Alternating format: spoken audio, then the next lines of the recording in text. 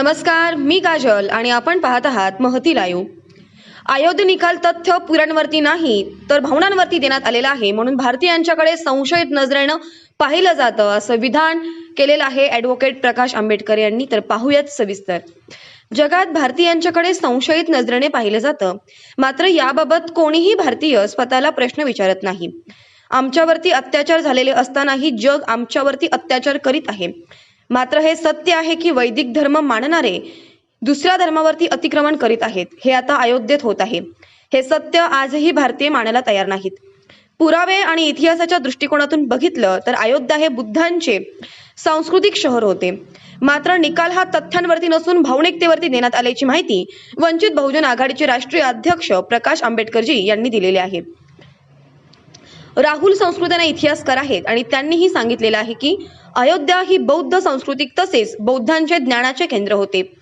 अलाहाबाद उच्च न्यायालयाचे प्रकरण गेले तेव्हा हा निकाल तथ्यांवरती नाही तर भावनांवरती झाला असंही सांगितलं गेलं. परिणामी निकाल हा राम मंदिराच्या बाजूने लागला. सर्वोच्च न्यायालयातही इतिहासाला आणि पुराव्यांना ग्राह्य धरले नाही.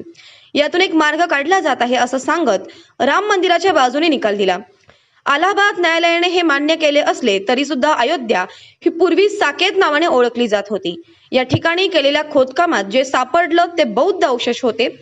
मात्र सध्याची परिस्थिती बघता राम मंदिर निर्माण करण्याची गरज आहे आणि त्यासाठी आम्ही राम मंदिराच्या बाजूने निकाल देतो असंही स्पष्ट करण्यात आलेलं आहे. मात्र भारतीयांच्याकडे ज्या संशयित नजरेने बघितलं जातं ते दूर झाले असते, कारण भारतीय आता आपल्याशी खरे बोलायला लागले आहेत. असा निकाल त्या ठिकाणी लागला असता. मात्र आत्ताचा निकाल बघितला तर आजही भारतीयांच्याकडे संशयित नजरेने बघितलं जातं असंही शेवटी प्रकाश आंबेडकर म्हणाले. अशी माहिती वंचित राज्य प्रसिद्धी प्रमुख सुरेश नंदिरे यांनी दिलेली आहे. तर यासह राज्यातील महत्त्वाच्या बातम्यांसाठी आणि नवनवीन घडामोडींसाठी महती लाईव्ह चॅनल पाहायला आणि सबस्क्राईब करायला विसरू नका. धन्यवाद. दुनिया में हमेशा भारतीयों को शक की नज़रों से देखा जाता है. भारतीयों ने कभी अपने आप से पूछा नहीं कि ये क्यों है. वो यही समझते हैं कि हमारे साथ में अत्याचार हुआ है और दुनिया अत्याचार कर रही है. लेकिन हकीकत ये है कि भारतीय जो है वो इस बात को मानने के लिए तैयार नहीं है कि वैदिक धर्म मानने वाले ये दूसरे धर्मों पर अतिक्रमण कर रहे हैं, आक्रमण कर रहे हैं, जैसे कि अयोध्या में हो रहा है.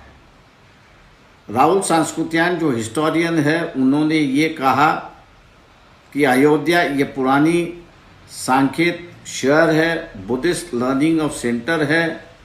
इलाहाबाद हाईकोर्ट में मामला जब गया तब उन्होंने भी उत्खनन करने की बात हुई. उत्खनन हुआ आधे हिस्से में, वहाँ पूरी तरह से बुद्धिस्ट संस्कृति के निशान ही वहाँ पर मिले. लेकिन फैसला जो है वो तथ्यों पर नहीं आया, भावना पर आया और राम मंदिर के निर्माण के पक्ष में गया. सुप्रीम कोर्ट में भी वही मामला हुआ. हिस्टोरिकल साइट को देखा नहीं गया, एविडेंस को देखा नहीं गया और हम लोग एक रास्ता निकाल रहे हैं. उसको मद्देनज़र देखते हुए राम मंदिर के पक्ष में ही जजमेंट गया.